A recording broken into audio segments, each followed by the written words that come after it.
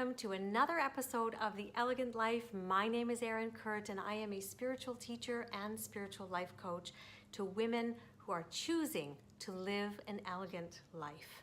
This month I've been doing a whole series of videos about how to move and flow through this holiday season, and this time I got a little bit dolled up because the whole theme of this is about how to move through the holiday without that holiday stress that can take over and then make you just either get sick or feel completely exhausted on your holiday that you're going to be getting and supposed to be enjoying, but you're just like dead to the world because you've been at it so hard this whole month. So I don't want that, because that's not what spiritual women who choose to live elegantly do. I've got 4 ways for you. Are you ready? All right, let's get started. All right, this one may seem simplistic to some of you, but let me tell you, when I went back to the times when I didn't know how to set personal boundaries, I remember that I used to say yes to every single invitation. This would be for my husband's work, this would be for my work, this would be for friends and everything. There are so many invitations that can come, even from neighbors, and oh my goodness, it's all so well-meaning. There comes a point though when they can just seem overwhelming. You need to take care of yourself, and there is something that you need to ask yourself whenever an invitation comes. If it comes and you are right in front of the person, you can say, "Thank you very much for the invitation. Let me go home and check my calendar and I'll get back to you." That gives you a little bit of time, it gives you some space, and then you can say, you know what, how do I really want to go to this event? Does my soul feel like it really wants to go? Many times you'll know. You'll know whether you want to. And I'll tell you, if it's a should, that's not a good enough reason.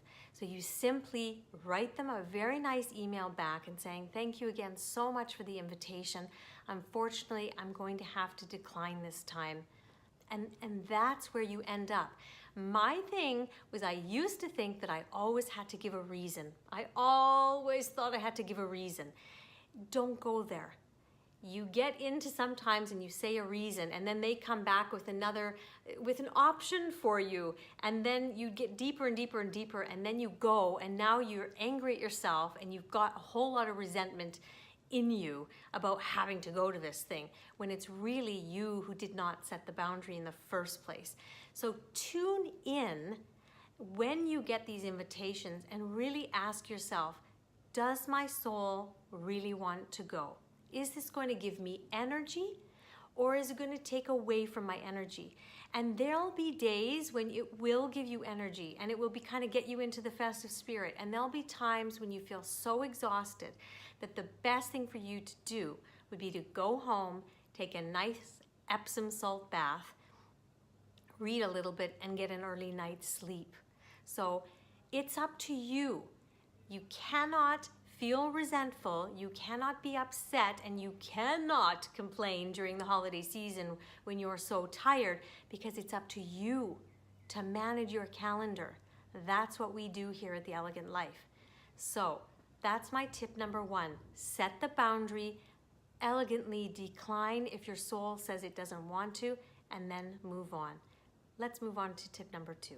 All right, my next tip has to do with you going to, let's say, an event where there possibly is someone or some people there that you have a bit of maybe tension with, that you have some past baggage with, that every time you go, something happens. You know, I'm very fortunate in that I don't have that with my family, but I have a lot of clients who do. I know it exists for the majority of people.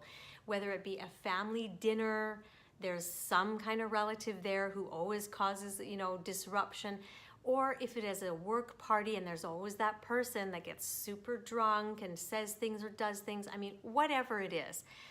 What I would have you do is, before you go to the event, make an elegant intention. And that is tuning in to what you really would desire for that event. So you tune in and you say, my intention for this event is that I have lovely conversations with people, stimulating conversations with people, that I laugh and that I smile, that I get energy from being there, that I feel totally in the festive spirit, and that when I come home, I have a smile in my heart and a smile on my face. That would be mine. What would yours be? And then what I suggest is that you do a little meditation or an aligning process and get into the essence of who you are.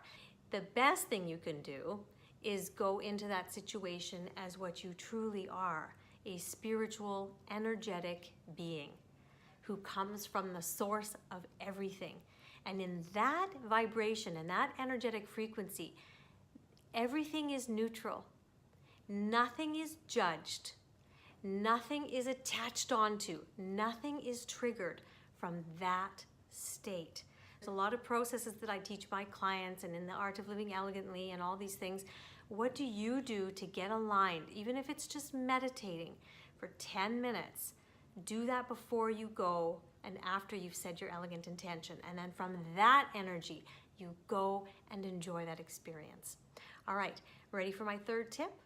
All right, my third tip has to do with choosing your conversations and your conversational partners. You ever know when you go to those kind of stand-up hors d'oeuvre or cocktail parties, you walk around and someone joins you, or you walk up to a group and they're talking and you're laughing, and then the energy turns and someone starts complaining about something, or someone brings up a topic that you know is just not going to go anywhere positive, or they're complaining and complaining. You need to choose your conversations. You can either walk away, or you can change the topic as soon as they're finished. Hey, has anybody ever seen that great movie? Did anybody see that good movie? Did anybody read that book that just came out? Did anybody? And change the focus, change the conversation, or change who you're conversing with. That is very easy to do, all right? If you're at some household and the conversation gets tense or whatever, you can simply either go into your meditative mode and just picture the words going through you, or you can get up and start helping clear things away. And then people's focus will go on to what is she doing, what are you doing, and it can move and flow and be different. So again, we're always taking responsibility and making conscious choices, aren't we? Holiday stress does not have to be yours if you do this. Let's move on to our very last tip. My very final tip for reducing holiday stress and having a more elegant holiday is to really stick to a sleep schedule as much as you can. You know, I know with parties and things like that, you can get home at sometimes a later time. But again, everything is within your control, mostly. Be sure that you have organized things in your mind that you can get home for a good night's sleep. You know, whatever that is for you. I know that if I would get home at 10 and I washed up and was in bed and then turned the lights off at least at 11, that would be good for me. But I would need to make sure I have cash for a taxi. I would need to maybe organize to go with another person home who really wants to go at the same time you do. Organize it so that you can get home at a good time. And then make sure that your waking up time is fairly used to your normal time, maybe give or take an hour or two. The worst thing you can do during the holiday season is to stress your body out and not give it sleep and rest and recovery. It actually needs more sleep and more rest because of all the other things that you normally don't have on your to-do list.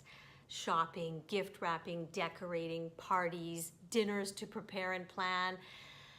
All of these things are adding to your list, and so what you need to do is to really go into making sure that your sleep schedule is more in line with a routine. to bed at mostly the same time and waking up at mostly the same time. And that includes weekends as well. Sleep in a little bit, but don't take it till the noon. If you take it to the noon, you know you're going to go to sleep later again. So get up fairly early, maybe give yourself an hour extra of sleep in, and then go to bed at a good time again. All right, these are my tips of how I manage the whole holiday stress. Really, I don't experience it anymore. Yes, it's a very busy time, but I am consciously creating my reality, and that's what I would love you to do. So make it a very elegant week, and I will see you next time. Happy holidays, everybody.